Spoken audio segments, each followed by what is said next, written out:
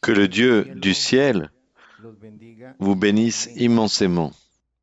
Aujourd'hui, nous allons méditer avec l'objectif de donner l'honneur, la gloire et la louange à notre Dieu, parce qu'il est grand, parce qu'il est souverain et qu'il est omniprésent. Nous allons, dans le psaume 121, trouver un merveilleux enseignement que nous a laissé le Seigneur Jésus-Christ. D'où viendra notre secours? C'est ce qu'il nous a enseigné. Et dans ces versets, Dieu va nous remplir d'espérance et de confiance en Dieu. Dans le psaume 121, qui en espagnol a un sous-titre qui dit « L'Éternel est notre refuge, il est notre force, il est notre rocher, celui qui nous soutient. Il nous emmène de sa main, il préserve notre existence. Il nous garde de tout mal, de tout danger. » Et le Seigneur Jésus-Christ, l'ange de l'Éternel, ici nous disait dans le verset 1, « Je lève mes yeux vers les montagnes. » Il regardait les montagnes, il observait les monts, il observait les nuages, il observait les étoiles et il se posait une question, d'où viendra mon secours, le secours? Et il donna la réponse dans le verset 2. Le secours me vient de l'Éternel. D'où viendrait l'aide? D'où viendrait la guérison? D'où viendrait le pouvoir, la puissance pour retirer une malédiction qui fait souffrir une personne ou une famille?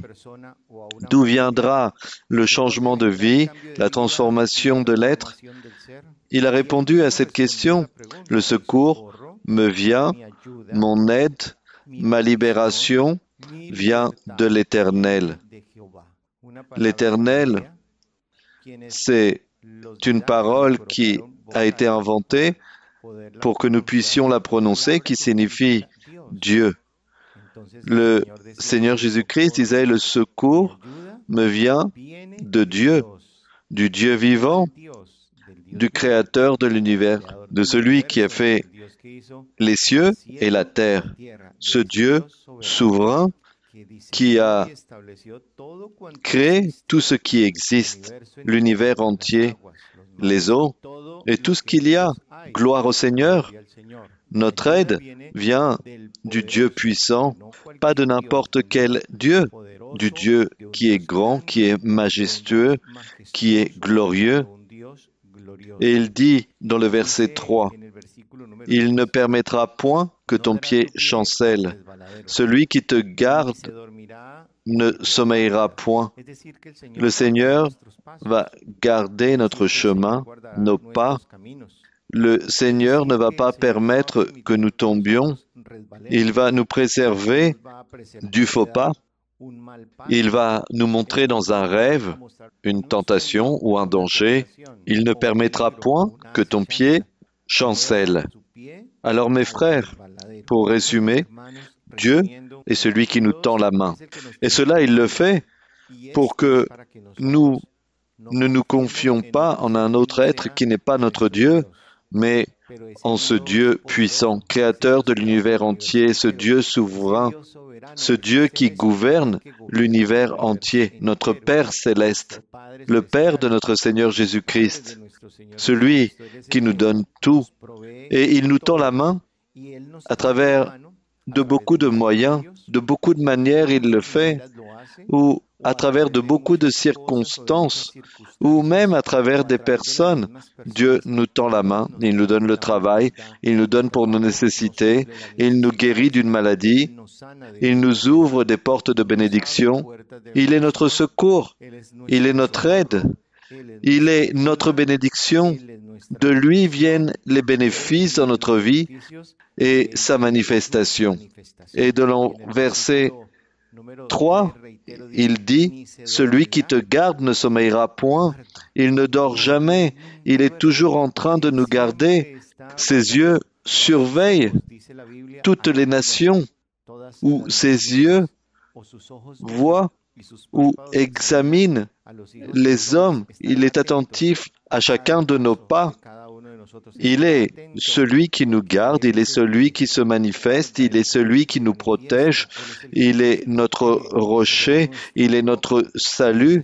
Le Seigneur ne dort pas. Alors que nous, si nous ne faisons pas attention à notre vie spirituelle, nous pouvons nous endormir. Mais au contraire, nous devons marcher attentifs tous les jours de notre vie, à chaque instant de notre existence. Mais le Seigneur, lui, il ne dort pas. Il est toujours réveillé parce que le verset 4 le confirme. Voici, il ne sommeille ni ne dort. Celui qui garde Israël. Dieu ne dort jamais. Dieu, c'est celui qui nous garde.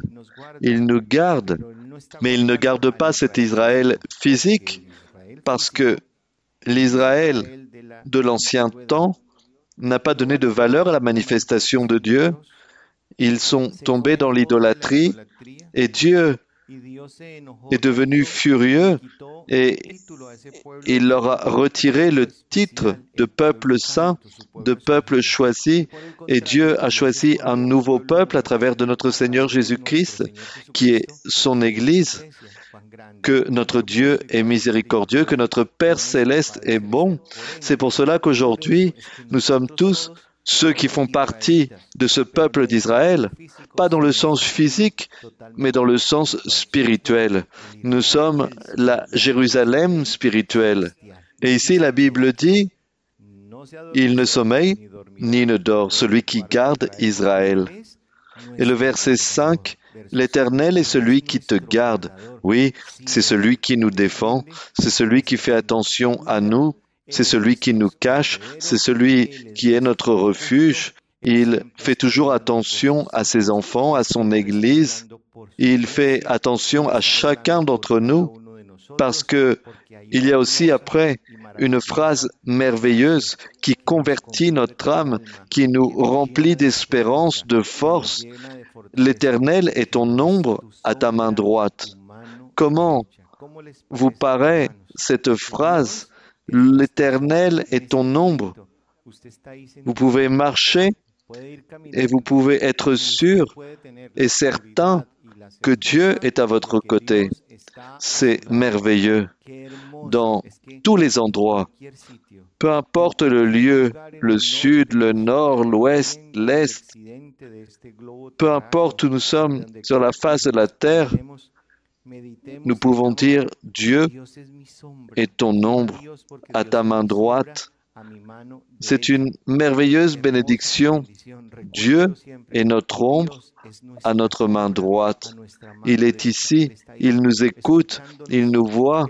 Il est ici et il regarde nos œuvres, nos actes, nos actions et il analyse chaque pas que nous faisons.